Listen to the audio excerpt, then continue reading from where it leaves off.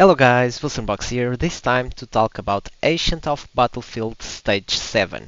So Stage 7 is very important because it's the first stage where you can start getting some legendary materials to eventually get your legendary negative runes. So this is why this is very important to start doing Stage 7 of Ancient Battlefield, and eventually we will be able to do Stage 9 as well. Especially with these comps that I'm gonna show you guys. I am using two different comps. One of them works better than the other one, but I'm going to show you right away guys.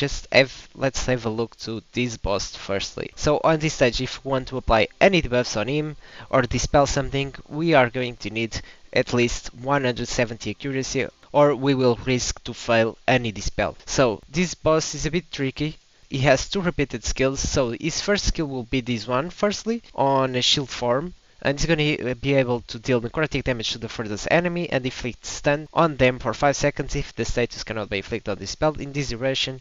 Then shield warrior is inflicted with necrotic damage and enters backfire for 10 seconds. So we really want to apply this backfire on this boss because this backfire can reduce the damage dealt by 20% and increase the damage taken by 20%. So we really want to do this, and we have two ways to do this. Or we get a hero with a lot of resistance in a way that he can resist this spell and activate the backfire, or we want to have someone that is able to dispel this stun on our hero and this way activate also the backfire. The strategy I'm using is having a hero with a lot of resistance in a way that he can resist this backfire and activate this reduced damage dealt by 20% and increase the damage taken by 20%. Then this boss will be in shield form, so what's gonna happen is gonna switch to sword form and gains 40% attack up to 20%. So we really want to dispel this buff or have someone with buff prohibition to prevent this 40% attack up, because it's gonna hurt a lot on our heroes, and it's also going to deal some necrotic damage. We're gonna have again, it looks a bit different here, but you're gonna have again this skill, the Berserker's Red again, but this time we're gonna have on in a sword form, and in a sword form is gonna deal necrotic damage to enemy with highest attack. This damage ignores 30% defense and their shield, so it's good if we have a hero with some HP to survive this attack, because the hero is gonna take more damage between all of them. Then he's going to repeat the Devouring Shadows. This time he will be in a sword form, so it's gonna deal, this will be the last skill he's gonna cast. It will be this one, and he's going to deal necrotic damage to all enemies and dispel all buffs from them. Gains 1 stack of total damage bonus permanently open if every dispelled buff. Switch to shield form and gains defense up for 20 seconds. So on this part we really want to have someone with the ability to dispel these buffs, because he's able to buff with this 40% attack and then the defense up. The defense up is just gonna reduce the damage we do. I think the first one is really important that we prevent to happen. This one, it's also important to dispel it, but if you can't, we will be alright. Then he's gonna be able to gain some stack damage, and this works in a way that if you have a lot of buffs on our heroes, he's gonna get more stacks of damage. So because of that, we don't want to use heroes with a lot of buffs, otherwise this boss is gonna build up more damage, and we don't want that. So we want to use heroes, or we can synchronize our buffs, or we can use heroes with less ability to use buffs, and this way this boss have a lower chance to get these stacks. Alright, then when he switches, he has two different ways of attack. When he's a shield form, he does basic attacks to all enemies. When he's the sword form, he deals basic attack, necrotic damage to the current enemy. That will be our tank. And then the Indomitable form, he gains 1 stack.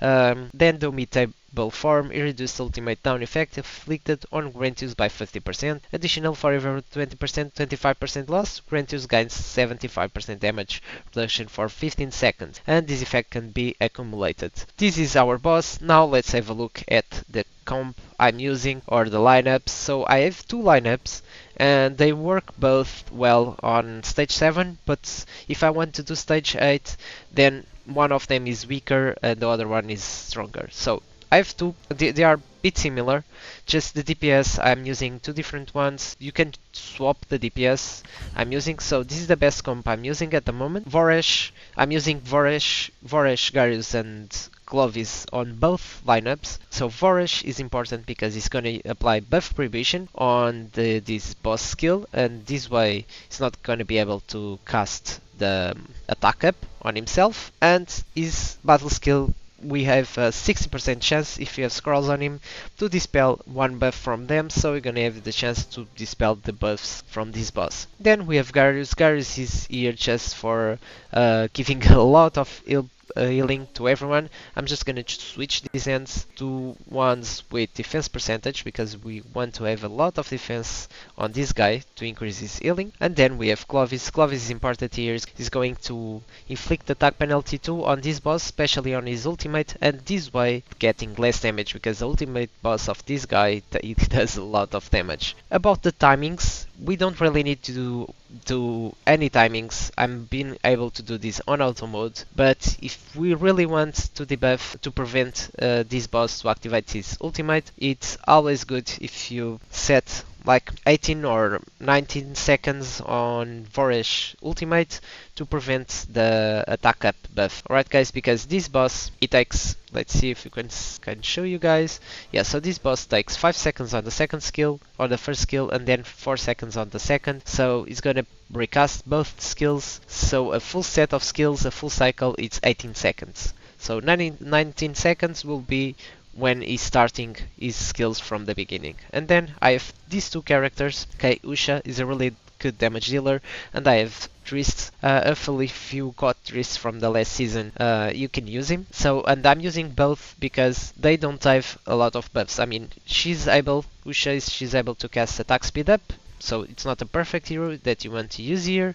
And then I have Drist. He doesn't have any buffs, and the one is able to get these stacks. Where is the stacks? He's able to get these planar ally stacks, but these are not dispellable buffs, so we will be fine. Also, if you are using this set that gives 15% attack to all heroes, is also not dispellable, so you don't need to worry about that. Okay, and then I'm using a defense arrow because this boss does a lot of damage. If you don't have these heroes, these two, you can swap them and use any DPS you want. These three, I'm always using them, but I'm using another camp with different heroes, so you can use this one as well, but I don't really recommend using this comp, this lineup, because this guy, he casts a buff of attack up, and then Gertin is even worse because she's able to cast a crit damage up and a crit rate bonus. So it's a lot of buffs, and we don't want to use any buffs on this boss, otherwise he's gonna get stronger really fast and kill all of our team. So the best comp I'm using at the moment is this one, but as I said, just use, you don't need, these two are not important for this strategy.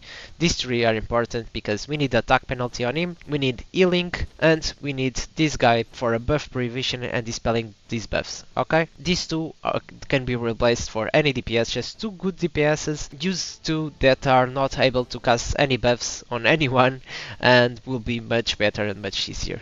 And I'm using 5 of the same element just to grant the 5 elemental bonus and do more damage. Alright, so just let's press start and let's see how this goes. Alright, so basically at the beginning it's alright, you can delay if you want the Garius heal. I'm already applying the attack penalty on him. These two are both frost, so they're gonna increase the damage. Okay, now we have the Voresh buff prohibition. We see here buff prohibition, and he's not gonna able to cast his attack up because he's got attack buff prohibition on him. And yep, then Clovis is gonna keep the attack penalty always before the ultimate to reduce the damage from this boss, and basically that's it. He's on the second round, already got 3 buffs, so as you can see, if you got any heroes with a lot of buffs, this is gonna be really hard for you. The best thing you can do is just choose 2 really good DPSs without the ability to cast any buffs, and they will be fine. By the way, Drist is not even 5 stars at the moment, he's level 90 with 4 stars. So as you can see, you can do stage 7 without the need to have like level 100 heroes. Alright, basically this is it. As you guys can see, it was not that hard. I can do stage height 8 with this team. I did better, 2 minutes for 14, I did 2 minutes 33.